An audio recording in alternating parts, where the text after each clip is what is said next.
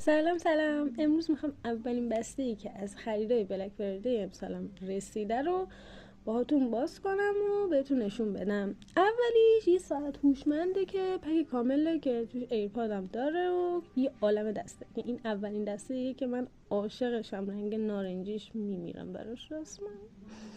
و اینم رنگ بندی های مختلفش رو میبینید که توسی و مشکی و سرمه اینا همه داره. و نمیشه شارژرش. این دسته که اینجا خورد تو ذوقم، چون فکر کردم مردونه و اصلا به هم نمیاد، اما تو دستم فوق‌العاده بود. اینم که خود ساعتشو اینجا شارژ نداشت روشنش کنم. اینم از ایرپاد پروی تو که اینجا هم داشتم براشون آنباکسینگش میکردم که یهو مشتری اومد و مجبور شدم فیلم قطع کنم. این هم شکل ظاهریشه.